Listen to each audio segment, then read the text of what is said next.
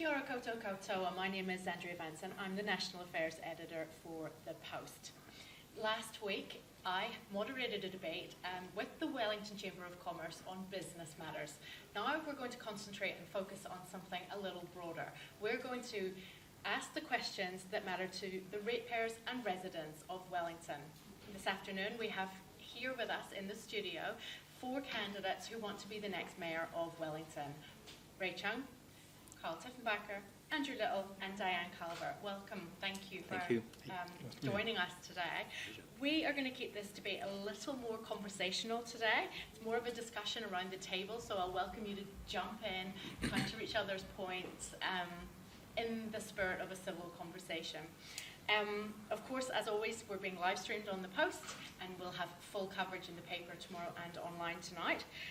So let's get started. So I'd like to cast forward and just imagine that you have already been elected and served a term. When most people look back on your 3 years in office, what will they remember most and how will it set you apart from past councils? And we'll start with Ray.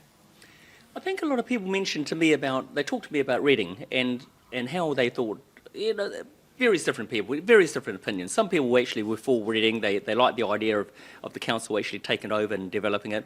Others, they looked at the finance and didn't like it and they sort of came up with a lot of criticism. So when I looked at it, I didn't agree with it at all. I looked at the finances, I looked at the cost, I looked at the benefits, the perceived benefits, and didn't like it at all. So I couldn't make any headway with convincing the council officers and the council to actually drop it, that it wasn't a good deal. So I took it to the Auditor General and gave them the facts and figures that I had and said that there's no possible way that you can actually have a business case for this. It just wouldn't work. Okay, but so the question was, Ray, when people look back on your mayoralty, assuming you're elected, how would it differ from other councils? So I think that they'll look back and many of them will think, I won't let this sort of thing go ahead. If I think that something is wrong, that this council was actually doing something wrong, then I will stand up, even if I'm in the minority, and I will fight for it, or fight against it in this case. Okay. Karl? I hope that the public will have trust in the council, because I think that's something that we've probably lacked for the last 15 years probably, and actually think that the council are working on their behalf and actually love living in Wellington again and can afford to live into Wellington. So I think really it's about that whole trust and respect for the council as people who are actually doing a job that's working for them. Diane? Yeah, look, I think trust is a really big thing with our residents, but I think it's also trust with our businesses and government. So in 3 years' time, we will be open for business. We will have more businesses happening. Most of the councillors will want to stay on for another term, and I will have an 80% satisfaction rating and be re-elected for the next term. That's ambitious. Andrew, are you equally ambitious? I think that more people are saying actually the engagement with the council has been positive. Those who are seeking consents and decisions are saying that the relationship with council is helping them, it's not hindering them. And people being involved in consultation are saying actually we feel heard now and we can see the consequence of the ideas that we're putting forward. So a sense that the council is an important part of the way people who need the council's involvement, make decisions and get involved in council being a partner. Okay, all right, we'll stick with you, Andrew. And next question is, what makes you different and better than the other candidates sitting around this table this afternoon? I think my track record in my working life as a lawyer, as a union leader, as a senior politician gives me a range of skills, skills in political management and political judgment, skills in understanding the law, skills in negotiating and building relationships. I think what goes to the heart of most of the roles I've played is the ability to forge relationships, often out of conflict, but to get to a meaningful and constructive end, and that's what I would bring to the mayoralty. Diane? Yeah, look, I will bring 9 years of sitting on council, and having worked under 3 different mayors, I know what good looks like and what good doesn't look like. And look, I bring the experience and I also bring the independence. I'm not a member of a political party. And it's just, yeah, I know the politics, I know the people, I know the plans, I know the priorities, and I know the budgets inside and out. Karl?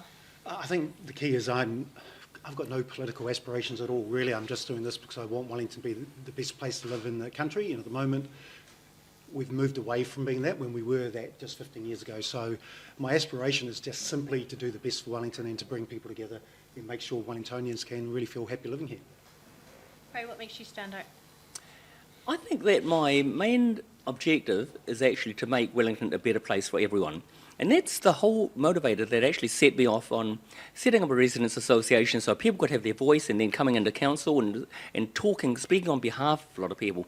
I love engaging with people, and I love to hear about what they think about things. And so my background is very different. I'm not political at all, but in business. And so I've been in business for the last 2 decades, in international business. And so my objective in that business is always to get a compromise. It's always to end up with a sale at the end of it, I guess.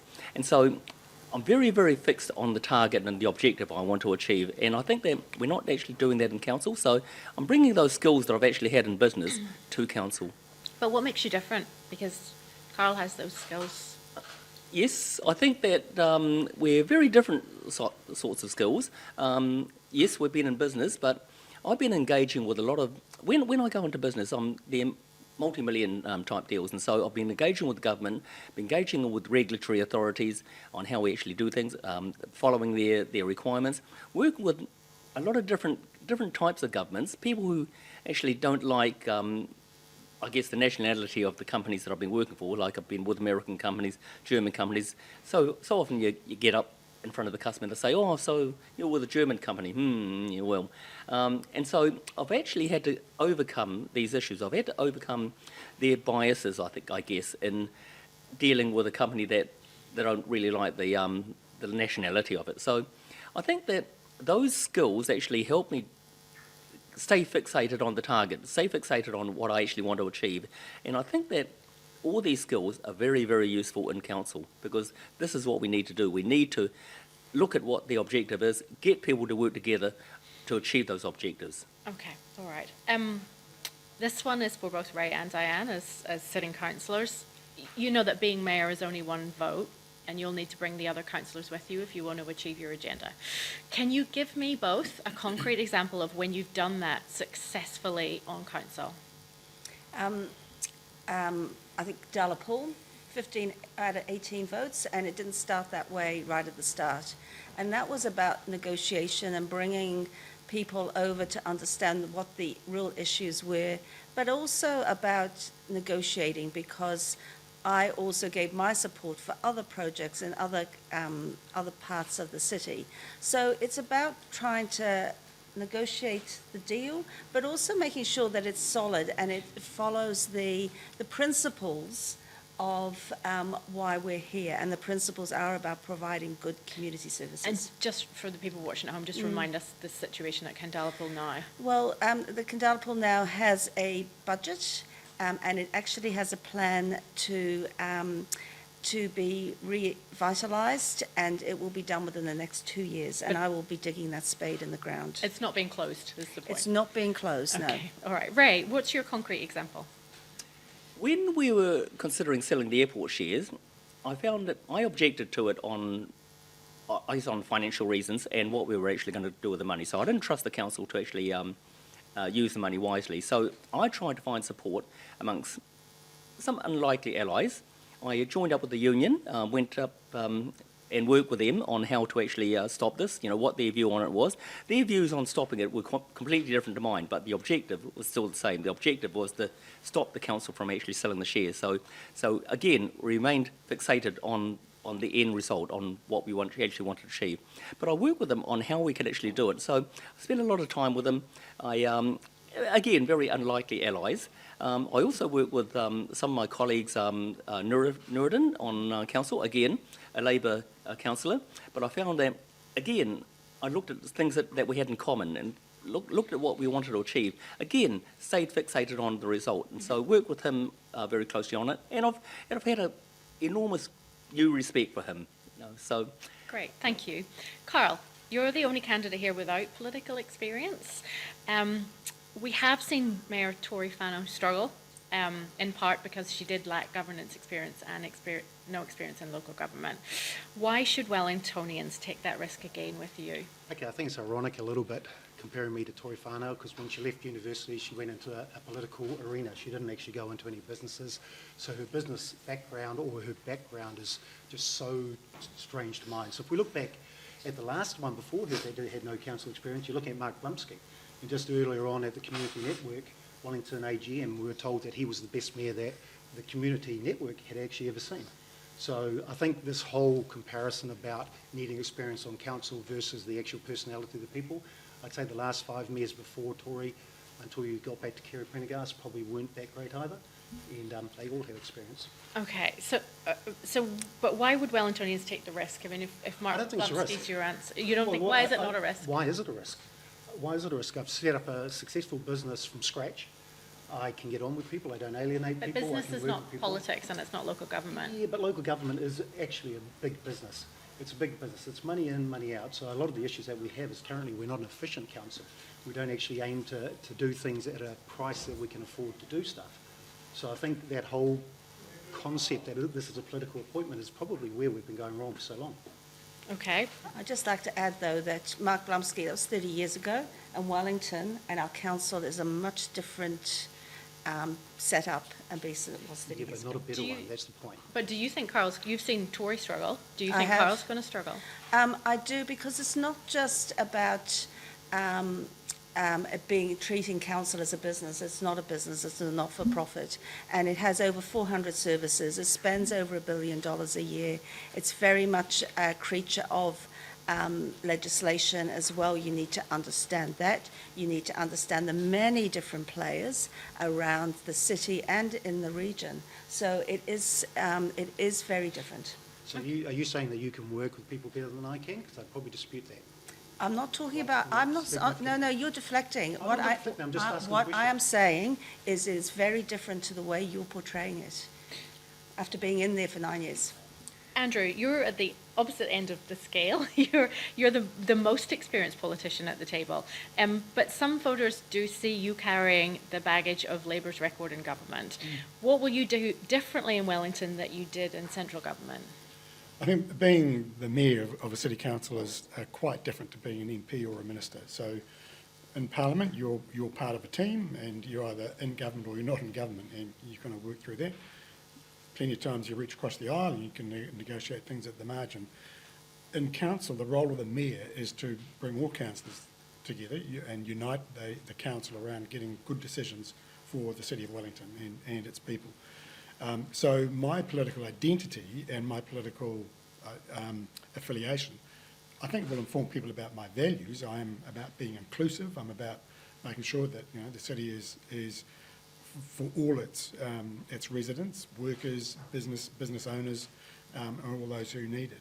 But my skills, and I think my demonstrated political skills, are about getting to good decisions and involving the right people at the right time to get good decisions, and that's what I would bring to the mayoralty. Can I just pick up on something? I think because you've endured quite a lot of jibes throughout this campaign about getting party politics out of local government.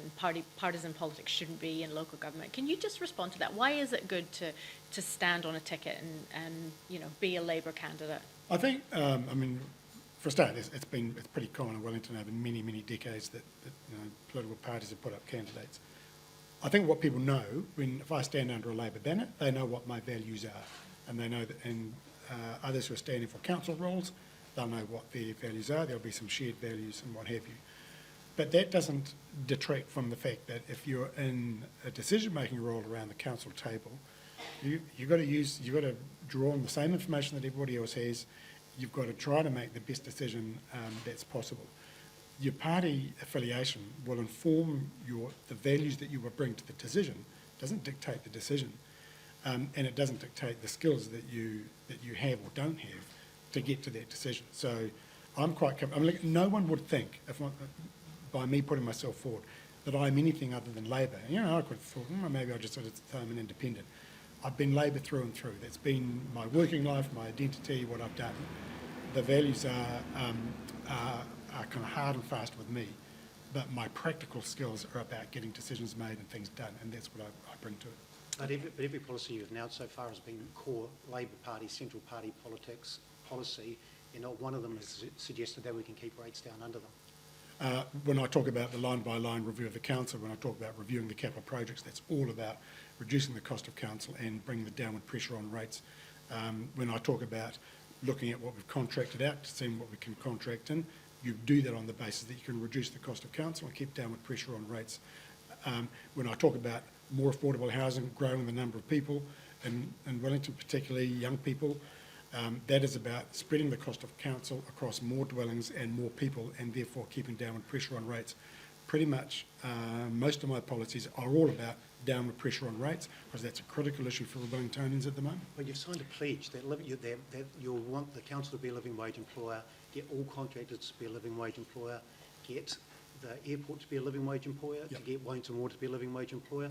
You know that 23-24 living wage went up by 9.9%. You know 24-25 it went up 6.9%. What's wrong with paying And you people also a know living wage, that that's though? set by the unions and religious groups. No hospo organisation in Wellington can afford to pay living wage. I think there's one left paying it because it's gone up by such But a that substantial doesn't amount. that just mean that you're not operating your business well if you can't afford to pay your staff properly That's- to live in the city? The city's unaffordable as it is. Yeah, so we pay living wage, which pushes up the rates, which then gets passed on to the pensioners and gets passed on to the families who are living But wage. those people who are working for the council are also ratepayers and Yeah, but okay, so an 18-year-old residents. leaving school and going straight into a job at the council gets paid $28.95 plus 5 weeks holiday, and you think that's correct? So- when a pensioner can barely afford to pay their rates, insurance, life insurance, and get food on the table, and also pay their electricity. So if you're elected mayor, you're going to reduce the wage bill at council by cutting the wages of people on. No, what I'm saying is we need to review whether we should be a living wage employer or not, because quite simply, we But cannot afford it as a city. The review is, with doing a review, you have in mind cutting the living wage for Well, council no, employees. because everyone that's on the living wage already and employed by the council, of course, will still get paid the same amount. You don't go backwards in wages, that's just employment law. So then the new people that you employ Would get won't be paid, on the same I pay would certainly grade. be pushing that, yeah. I wouldn't take the council backwards. The living wage. Look at a lot of people who do that. The part-time casual folks who are working at the swim, Tangi, working late at night often, and doing skilled jobs. You know, you don't get to be a lifesaver at the swimming pool without having a few skills up your sleeve. We cannot buy into this idea that Wellington City should be a low-wage economy. We actually need to be a high-wage economy. We are a very talented bunch of people here, great innovators, great business who are in the innovation space, and they want the most talented people. We are not going to win any favours by going down a low-wage path. Can I, I- I'd just like to speak. Can I just say, being on council, being out in the community, no one is calling for us to reverse our living wage commitment at council. What they're asking for is us to reduce the rates in other ways and cut excessive expenditure, get rid of a cycleway down Molesworth Street. You know, these are the things that people are asking us to do. Living wage has not been a topic that has been raised in a lot of different areas right across the city, because we are a council that has many different stakeholders, not just a few. Now, I think with businesses, what they would more likely want and what they have been asking for is for the council to reduce its business rates. We are Yes, they can't far do if they too keep on high. pushing up the We are overall far cost. too high in comparison to the rest of the country. I just want to hear what Ray has to say on this quickly. Okay, I'm thinking about my experience in business, and I think that we don't look at it that way. And so what we always look at is what we're getting value for money. And so anything we do, we need to get value for money out of. And so I think that when you start talking about, should we pay the living wage to this person or that person, should we actually put pressure on Wellington Airport to pay the living wage, I think that sort of decision is actually up to the Wellington Airport. Now, obviously, I think that the more people were paid and the more people who are affiliated with the council are paid, that's good, because, of course, we want these organisations to be attractive to people. We want people to come and work for them. We don't want them to think that, we're a bunch of mean old whatever, Grinches, and so we want them to be happy working with us. However, we have a responsibility to ratepayers. We need to get value for money for what we do. Okay. So I'm not clear. So you're saying you wouldn't insist on Wellington Airport paying the living wage, but what about council and council contractors? Where do you sit there? Just quickly. I think that I've been talking to different contractors about how they can actually get more of our business, like how we can actually work with local companies instead of always going to big companies. And so they come back and say that they can't match the wages that some of these other companies, or they can't match the benefits that these large companies have. And he said, if you want us to actually do the contract and win the business from you, then you're going to have to help us. And not in favouring them, but they want to be treated fairly. So they can put up the people, they can put up the employees to actually do that job. But if we insist that they pay their people a certain salary, So then... contractors, no. Wellington Council, yes or no? So Sorry? council employees paid a living wage? Yes. Yes, okay, great, thank you. Let's stick with Ray. I want to talk about your association with Better Wellington. Yep. Which has links to anti-vax and anti-trans movements. It has been controversial, with critics questioning its funding and its influence. Firstly, who are your big donors? We have 2 property developers. I don't know whether I should actually say who they are before I not? get permission from them. Okay, well, you've had weeks to get permission from them. Who are they? I have asked them if they want me to say who they are, and they said that not yet. And so Okay. they said that once the election gets closer, they're quite happy to. So And one of them is Vlad Barbalich, is that right? yes. Okay, and how much has he donated?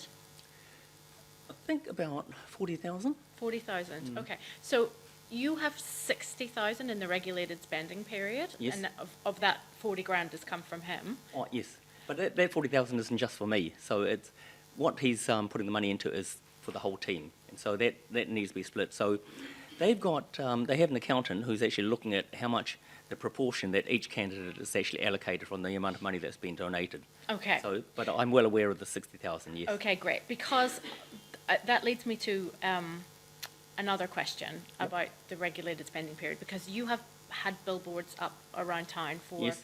a considerable period. Will you include those in what you declare in the regulated Yes, spending? and from what we've talked about to the lawyers is that we have to actually claim a percentage of the benefit before the 11th of July and the benefit gained after the 11th of July. So they apportion it over these times. And so they allocate who's actually on those billboards, who's actually sharing in that cost. Like, for example, we have a big billboard on the Hutt Road.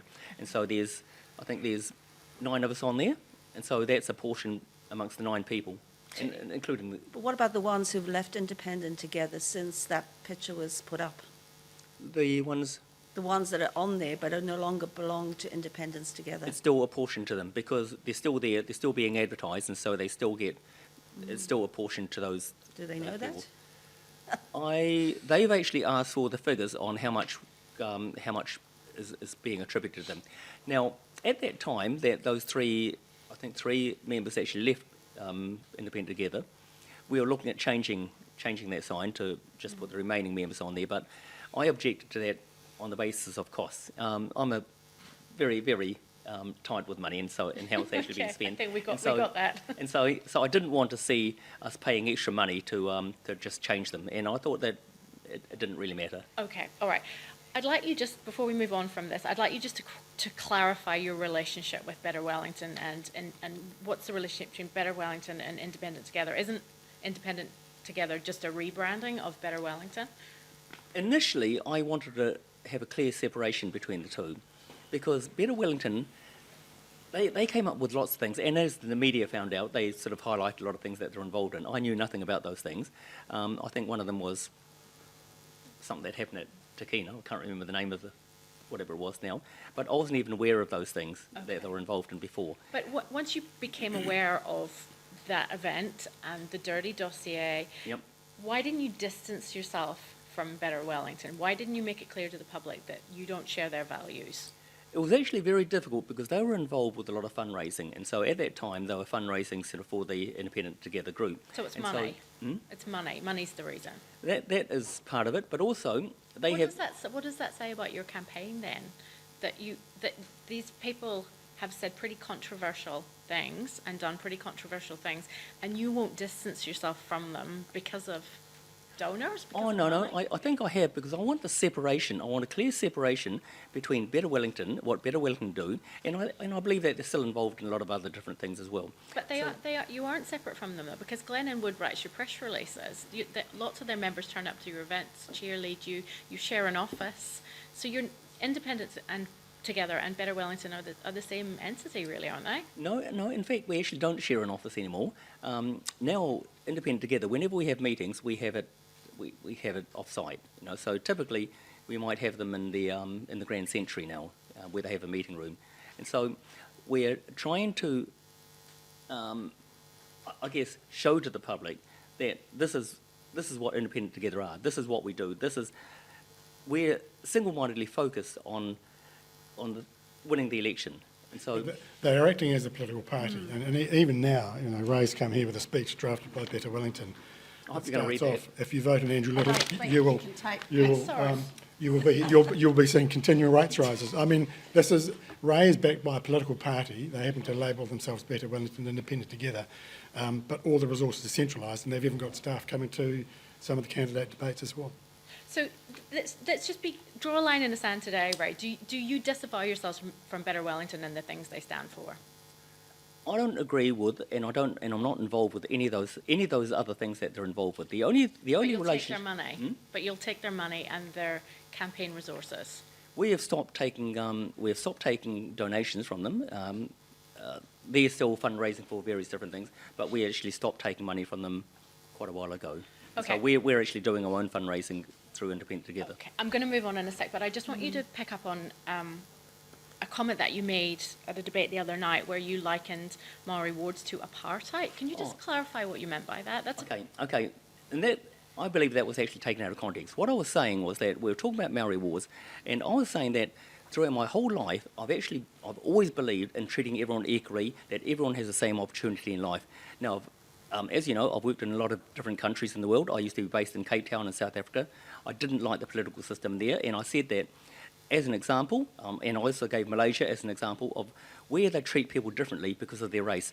I think that is totally abhorrent, and we shouldn't be doing that. We should be treating everyone equally, because that goes against the mantra that I've actually just said about everyone should be treated together. Maori wards aren't apartheid, though. Maori wards aren't No. apartheid. But so why did you say, will you apologise for saying it? My example, I was giving you an example of where people are treated differently because of the race, and it shouldn't be. So, I also mentioned Malaysia. Now, so the Malaysians are actually treated differently because of their race. Now, that, again, I think is exactly the same. So I wasn't talking about apartheid, I was talking about people being treated differently. But you said apartheid, though.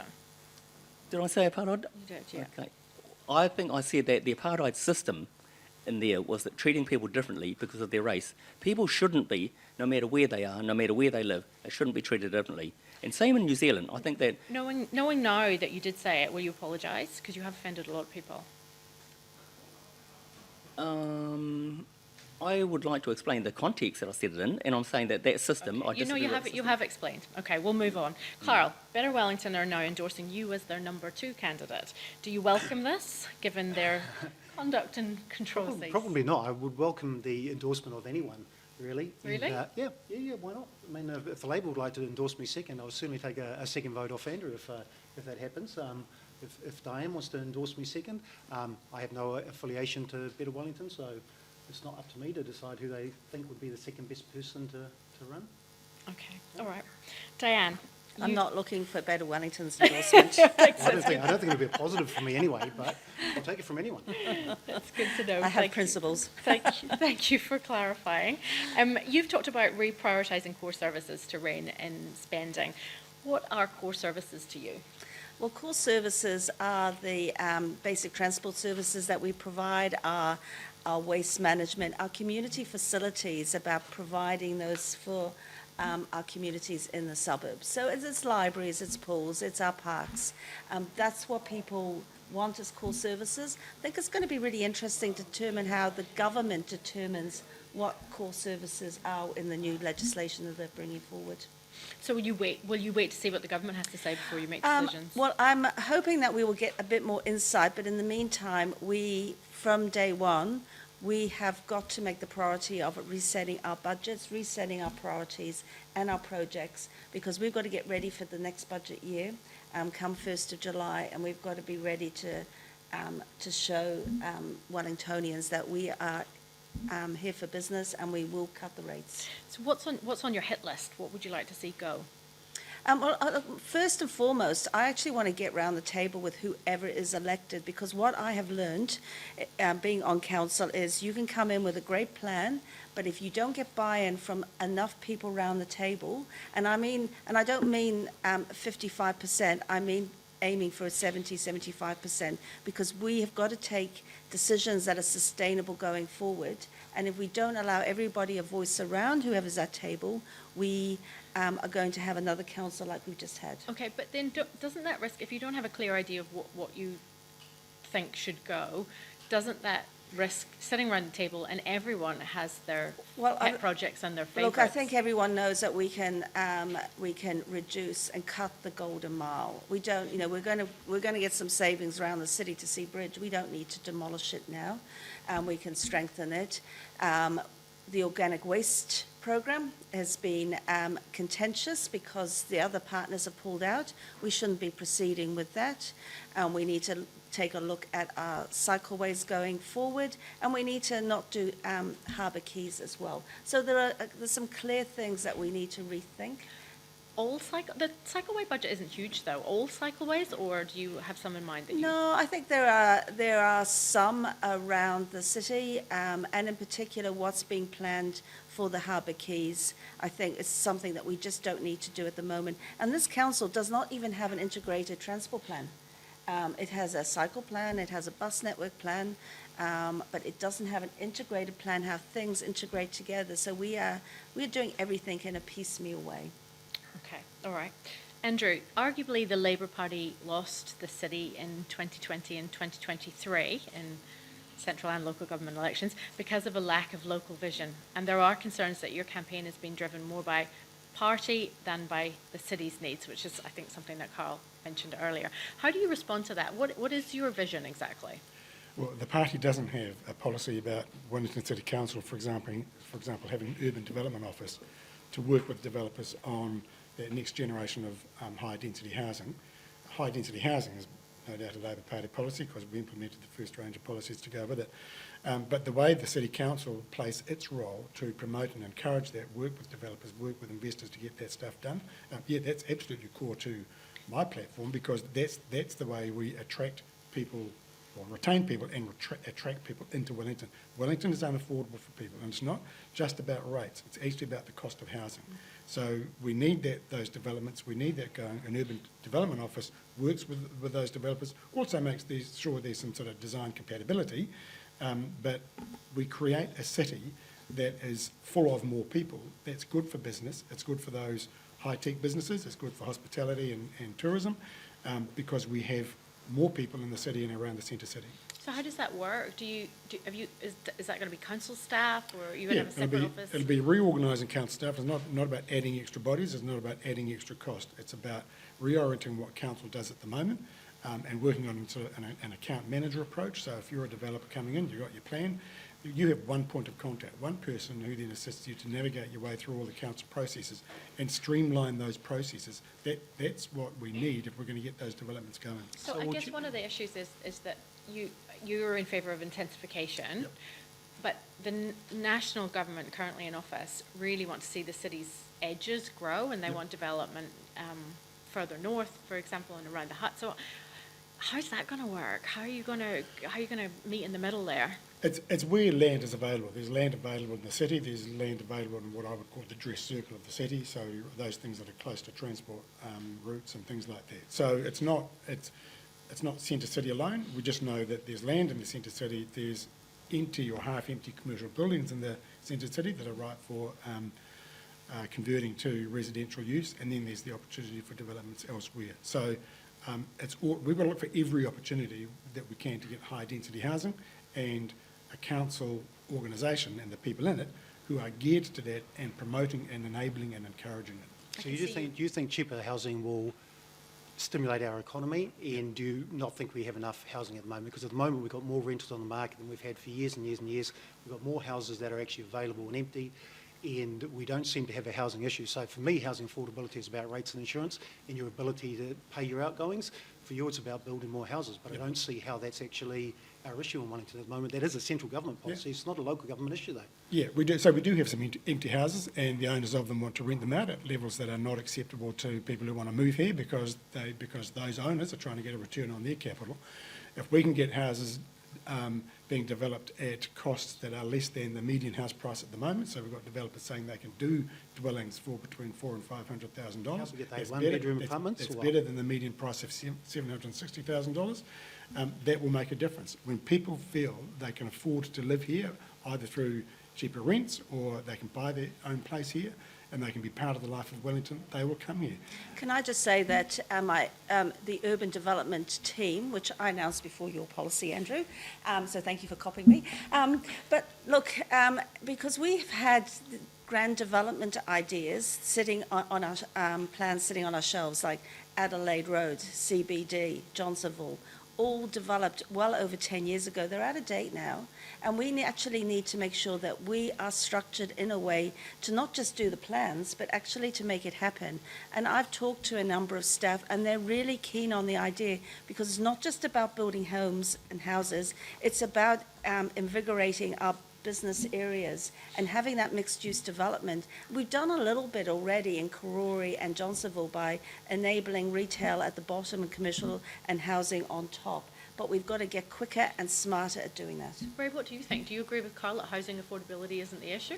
Yes, It is, but paying rates and paying insurance, your ability to pay your outgoings is the housing affordability issue we have. Absolutely. If you look at the valuations of houses in Wellington, they've gone down 25 to 30%. So the values are actually already lower. So they already are affordable, depending on what you call affordable. And I think that is not the issue. We keep digressing. We keep talking about affordable housing as being the issue. Now, I don't believe that there's any significant way that the council can actually influence developers to actually build cheaper houses. Developers will build cheaper cheaper apartments when they think they can build them and then sell them for a profit. Now, at the moment, I'm looking all around town. I have a significant interest in property and development, and so I've been talking to developers, and they say that they're not going to build anything until they can actually sell it. And they look at the current market price, and they look at what they anticipate the market price will be in 3 to 5 years' time, and they look at, if we build development now, can we actually sell it? And so at the moment, they feel that they can't. And I think you can look at there's a lot of development companies in trouble at the moment because they just don't have the work anymore because they can't afford to build. They can't build and have any expectation of selling. Now, even when you look at our own Te Kaienga program, we have developments. So we talk to a developer, we get them to convert a vacant building into apartments, and then we rent them out. But even then, the average rent has actually dropped below what we charge for these units, and so we're going to have trouble renting those out. So if we go on building any more of these or commissioning any more of these, then we're going to have trouble. We're going to get stuck with those because we have to pay the developer for those units, even though they're not occupied. Okay, all right. Well, that actually brings me kind of neatly on to the next question, and we'll stick with you, Ray. Large areas of Wellington city centre are lying empty, with some developers accused of land banking, holding land without developing it. What would you do as mayor to ensure these sites are activated and contributing to a vibrant city? I think that we can actually work with these developers and we can apply, maybe we can discuss various different changes we can actually make to actually entice them to actually develop their properties. Like but what? Like what? Like we can actually have it rezoned. We look at what the council can actually do. So our ability to actually encourage people to do things is actually very limited. But we have control over our targeted rates, for example. And so we can actually apply a targeted rate if we feel that a developer is not actually is land banking and is sitting there on a property waiting for it to go up, and not making the effort to actually do it. And we've had discussions with developers, a significant developer in Wellington, and that developer is actually going ahead and actually starting to upgrade his property so that he can get them open again. You're talking about St James Car Park, Amora, yep, that area there. Yep. Okay. I mean, I would love to see the Amora Hotel open again. We dearly need more hotel space there. So. Is that likely? Is that hotel going to reopen? Yes, I think it's very likely. He's Well, we already have, we've got the Arlington Flats apartments, which the council and the government can't afford to actually build on, even though they've got the land. They bought the property in Adelaide Road next to McDonald's, off a developer who was about to develop the whole area, and said, no, we need this for government housing. They haven't done anything to it, and now they're selling it back to the developers for a couple of $1 million less than what they bought it for. If the government and the council can't afford to build housing, how can we force developers to do it if no one actually wants to buy the property? So the issue is around growth. It's not around our housing issue. We have enough houses, we don't have growth. We need to enable growth so that more people want to come to Wellington, so then we have the demand for the housing, and then the developers will develop. It's the chicken and egg stuff. You just cannot force a developer to do something. If you look at the businesses that have gone bankrupt around the country over the last 6 months, hospo, development. So They are the ones that are suffering. the population hasn't grown in Wellington for something like 7 years now, and one of the main reasons is Andrew's argument that people can't afford to move into the city centre. So how will Tori's you- managed to drop the housing values by 20 to 30%. Does that mean she's done a good job? Because that's what Andrew will do. So what are your plans to, if we haven't had growth for, half a decade at least, what are your plans to grow the population of So Wellington? one of the major issues we have is that the council is not a yes council. We're not actually welcoming to business. We don't support businesses. We don't support people who want to do things within our city. So we're finding investors that are currently looking towards Lower Hutt and Pororua to invest and not Wellington, just simply because those councils are actually more welcoming, more friendly. They make it easier to do things. They try and help them. So we need to change the whole culture of the council, because that's where we've gone wrong for the last 15 years. We're not a helpful council. Okay, can you give us a concrete example of how you changed the culture? Well, you just simply make rules and KPIs around the fact that when people come to you, the first approach is yes, it's not no, and you actually have to enable people to do things. Okay, give me 2 examples of those rule changes.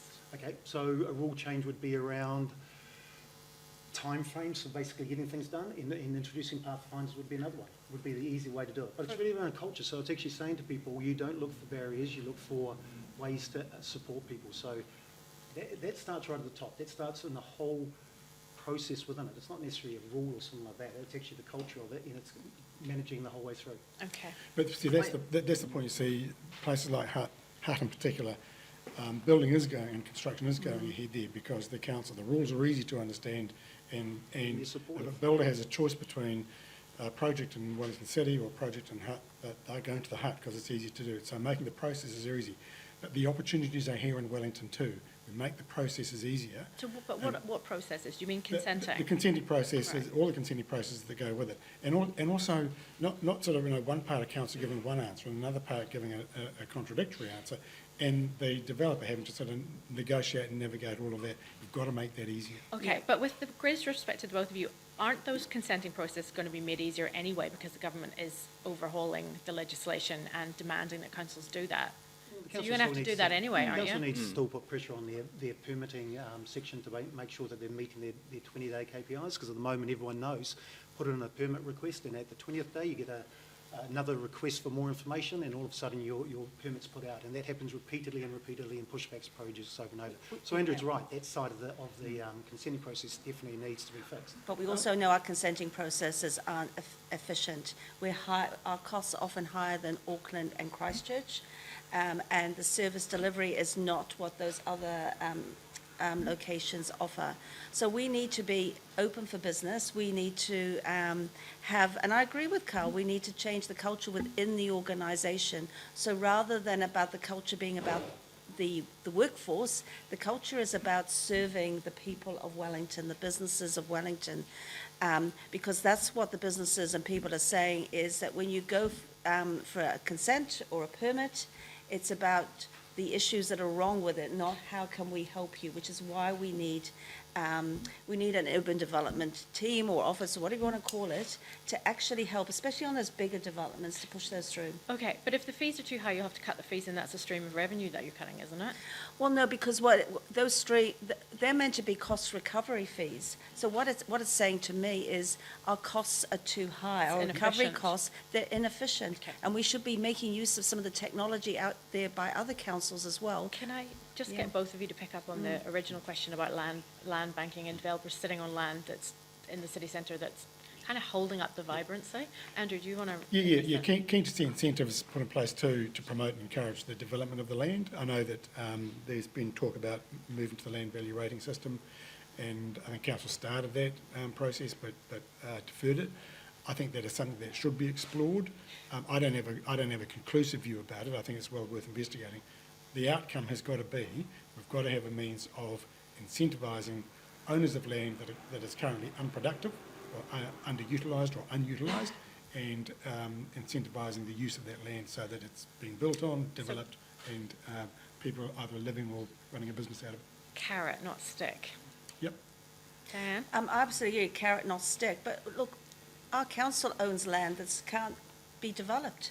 We've got land on Civic Square that we were giving a long-term lease to a developer. They aren't ready to develop that land because of the economic conditions of not just the city but the country, and also if they start a development, they have got to have funding from the bank, and they've got to have available tenants.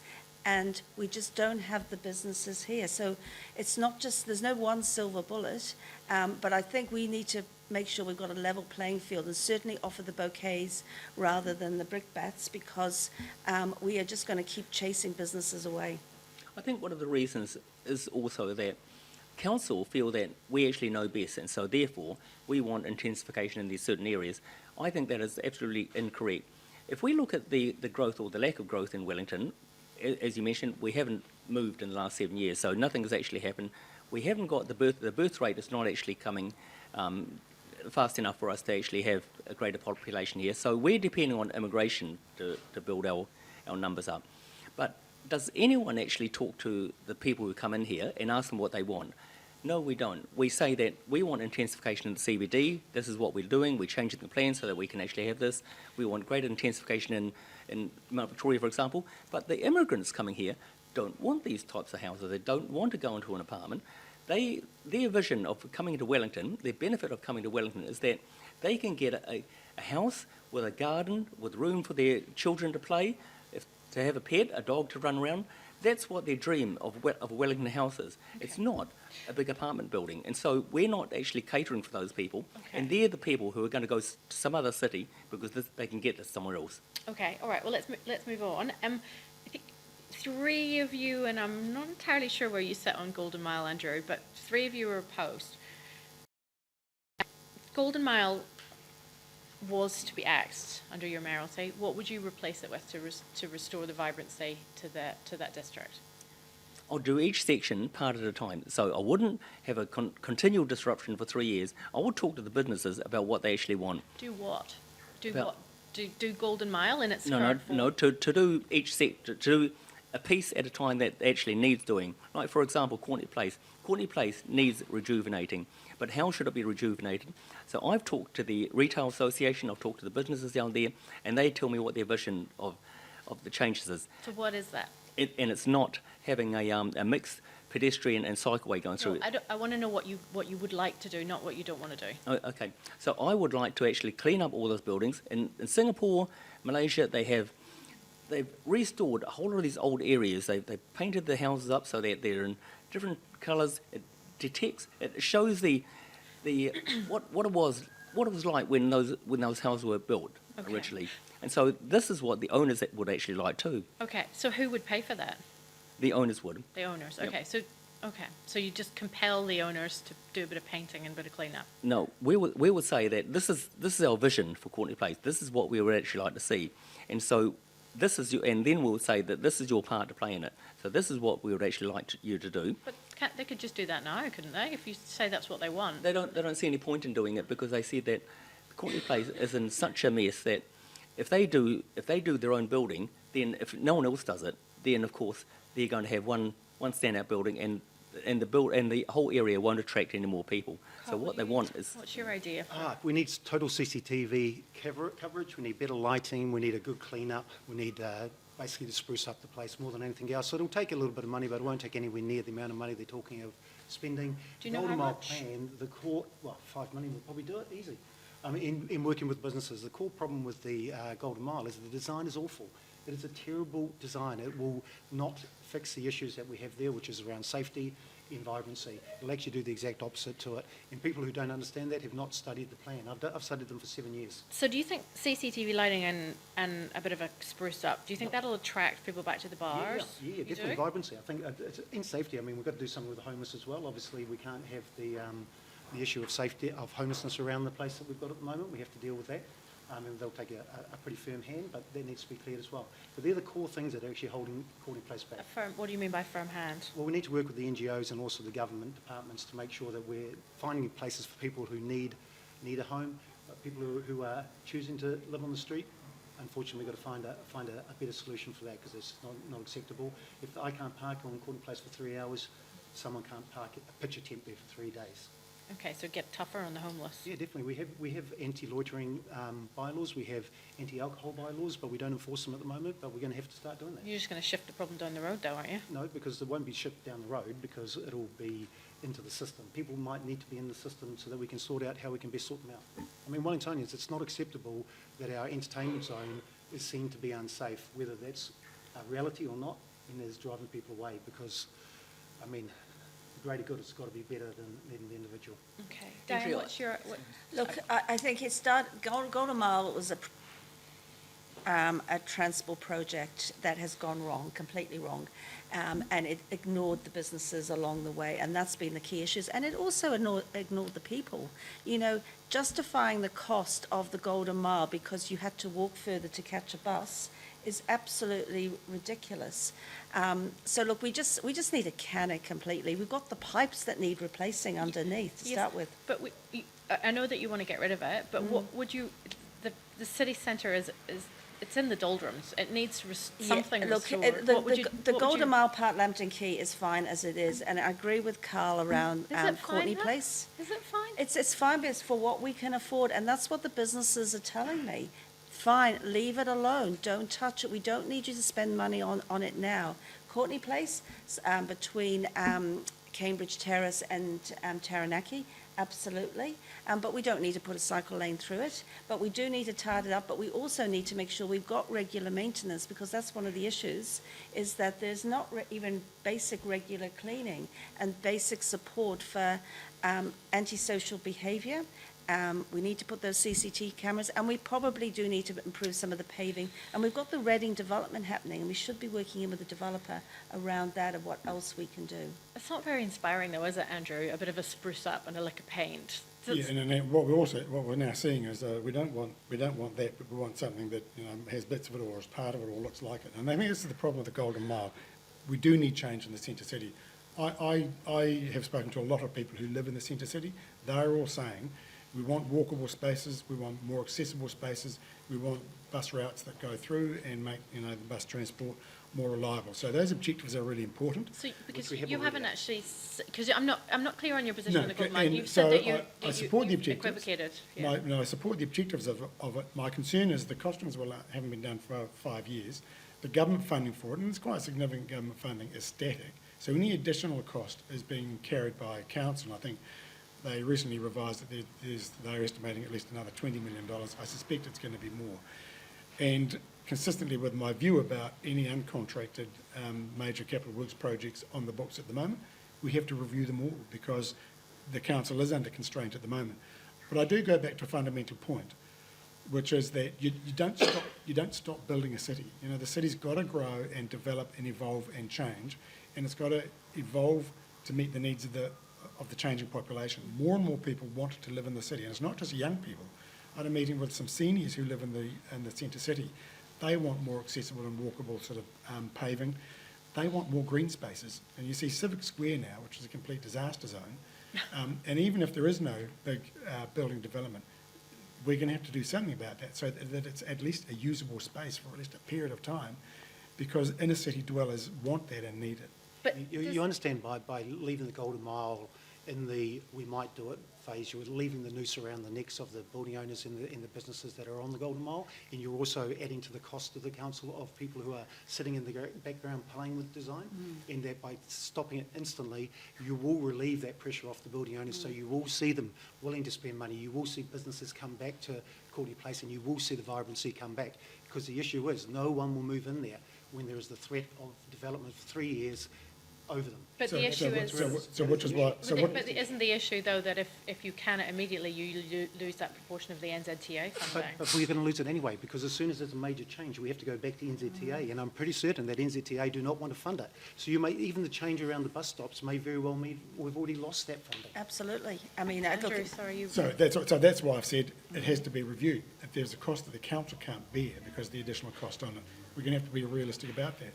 But that might then also mean entail going back to government. And I go back to one of the driving reasons I've put myself forward as mayor is we don't have a Wellington regional deal. There's a bunch of things that we actually need to have a constructive conversation with central government about, and transport funding is one of those things. But I'm not prepared to write off a revamp of the city to meet the needs of inner city dwellers, and bearing in mind that's where the growth is going to be. And it's about, we're not just building a city for today, we're building it for the future too and for future generations. And we've got to think about those folks as well. Okay, all right. Can we just move on to... Can we just move on to... Can we just move on to the last question? The Council Chief Executive, Matt Prosser, earns upwards of $50,000, but is largely unaccountable to the public. He refuses to give interviews to the media. When things go wrong, it's often the Mayor who's left to explain them. If elected Mayor, how would you ensure that the Chief Executive is truly accountable to both councillors and the public? Andrew, we'll start off with you. Yeah, I mean, I think in the end, public accountability is from the Mayor and councillors to the people that we get elected for that role. The Chief Executive has a number of statutory functions and duties. They have to be carried out. So if there's a statutory duty that is that the Chief Executive is required to do independently of council, he's got to be accountable for that. But actually, the Mayor and councillors should be accountable for the council organisation. And part of strengthening that relationship between the Chief Executive and Mayor is getting that absolutely crystal clear. So the Mayor can say, Chief Executive, don't like that process, getting bad feedback, we need some changes there. That's the way the relationship should be conducted. And I don't mind that the Mayor is accountable for the council organisation, providing the relationship with the Chief Executive provides that sort of outcome. And you describe a utopia, and that's the way that it should work. But I think Ray and Diane will tell you that they are being asked to be held accountable for poor quality decisions. They've been given not access to legal advice. They've been given poor policy options. Yeah, and I think a mayor doing their job, a strong mayor, is going to push back on that sort of stuff. It is unacceptable that any councillor should feel that they've got to go through the Lagomi process to get information. Every councillor must be entitled to get access to the information of council. Councillors have to be trusted to respect confidentiality and all those sorts of things. And I'm sorry, council officers are just going to have to accept that. And if I'm elected as mayor, my instruction to the Chief Executive is that is what councillors must get. Council must support councillors to make good decisions and be confident that with the right information they will do so. and absolutely, because it is about the strong leadership at the top from the Mayor and the leadership team surrounding the Mayor. And we haven't had that for the last 2 terms, and you've seen how things have turned out. We've gone backwards. So if we've got a strong mayor, like me, who actually understands where everything is and how it should be working, and understand the governance structures that are unique to council, that don't apply to business or even parliament, that we will be able to bring it back, because we are charged with setting the strategy, and then we are also charged with setting the scene for the Chief Executive and making sure that they're delivering what we want, representatives of the people. So it's been quite clear on the relationship. So when and Matt being firm. Prosser runs for cover for an interview from the Post, you'll stand up and do the interview in his place? Well, it just really depends on what the interview is. But look, I think I have no issue with him at the moment. I think he has brought a change to the organisation. He understands the role between employees and the elected representatives. And I think when the time's right, he will step up. But actually, most times it should be the mayor stepping up. And what we've seen is the mayor not fronting up when they should be. Okay. Karl, what's your view? Well, everything I've heard about Matt Prosser so far has been really positive, so I think he's probably got the right ideas and is actually trying to get our city back on track. I don't really Do you care. think it's okay that he doesn't give interviews to the Yeah, media? very much so. You don't think that's an issue? No, I When, don't. when there's a, No, I when, think the when mayor can- the I sludge think the plant mayor- has blown out to over but $500 the million, mayor- you don't think that that's an issue? No, I see his role is to actually enact what the mayor is asking to do, so the mayor should be prepared to But stand the up. mayor, the current mayor didn't, that wasn't on her watch. I'm sorry, but you can't judge what a mayor should do from what our current mayor is doing. I think that's the starting point to remember. So I think the reality is a mayor's employer, sole employer, is the chief executive. So we need to manage him. But I don't see why he necessarily has to front up to the post just because you want to put something in the press. I mean, that should be our role as far as I'm concerned. The elected council should needs to take responsibility. If you use the sludge, I moved an amendment for an independent assessment. That got voted down by the mayor and the majority of my colleagues. There's no, so if we can't actually manage a $500 million project, it's down to the elected council. And that's why we need a change at the top, and that's why we need a new mayor who understands the depth of these projects. You're very quiet in the corner, Ray. I'm just thinking, I think that I actually quite like Matt Prosser, and I think that he will be a better CEO, certainly better than the last CEO we've had, because we had a lot of information kept from us.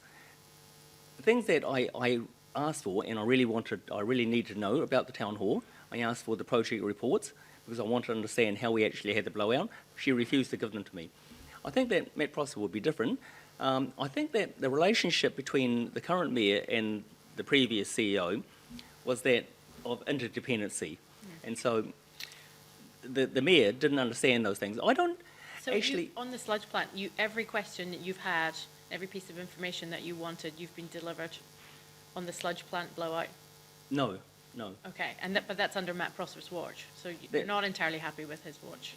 No, I haven't gone to Matt Prosser demanding this information because I've gone back to the officers, and the officers, they tell me that, for example, I asked about the business case for the sludge plant, and I said that now that we've had a blowout from 200 million to 500 million, do we need to revisit that business case? Do we need to assess whether it was a good thing to do? The problem with doing that, though, is that yes, we need to find out these things, but is it too late to stop it? What do we do? Do we mothball it? We're presented with a fait accompli, similar to the town hall. When we get told, if you don't front up with this extra money, then it's just going to stop. We're not going to have any money to go. We're going to have it an edifice just sitting there. So we're presented with these things, and no one wants to have an empty building or an empty construction site just sitting there doing nothing. But what I'm not confident about is that we actually did the work before we actually even started these projects, and so that goes back to looking at the projects that we're doing, and did we actually do the work for it to start with? And I think that they don't want to answer these questions now because they don't want to say that, when we actually looked at it, perhaps we made some mistakes. That's my point. You're saying there's been a change of culture under Matt Prosser, but you're still not getting access to the information. I think that he's actually trying to get the information because I've gone to him and I've asked him for this information and I said, these are things that I actually need to know. So he assures me that he'll go back and actually find out what he can, but he hasn't come back to me on some of those things yet. For example, the City to Sea Bridge. We had a briefing from him after the barriers and the guards were actually put up, and he said before we came to this meeting he wasn't aware that it had actually been done. So his own officers weren't telling him what they were doing at that time. Yes, but isn't that the problem? Isn't he in charge of those officers? Yes, He doesn't know what they're doing. Yes, and he said that he will go back and he will make sure that this doesn't happen. It's not a habit that will continue, and I think that he is willing to do something about it. Whereas the previous CEO said that, well, we don't think you should have the information. We can't see any valid reason for you to take the information. But I think that when you go back to the original question that you actually had about who actually makes the statement, does the CEO make the statement or does the mayor make the statement, I don't think it really matters as long as that communication between the CEO and the mayor is actually Well, it matters clear. to the public who want the council to be held accountable. Because they're not getting the information. So I think that doesn't matter to the public. Say we're talking about City to Sea Bridge, for example. Doesn't matter to the public if the information comes from the CEO or the information comes from the mayor. I think what the public want is they want that information. They want to know what's going on. They want to know, is there any substance to these rumours about why the council officers actually want to demolish the City to Sea Bridge? This is what they want. And they want honest answers. They don't just want a PR fob off. And that's what the public feel that they're actually getting. It's down And to the so- leadership of the mayor. So, That's what it's down and so to. yes, there is a failing there. Okay. Yeah. So Perfect. I think we will wrap it up on the subject of information. I hope you all feel like you've been informed this afternoon, and remember to cast your vote. Thank you very much. Thank you. thank you. Thank you.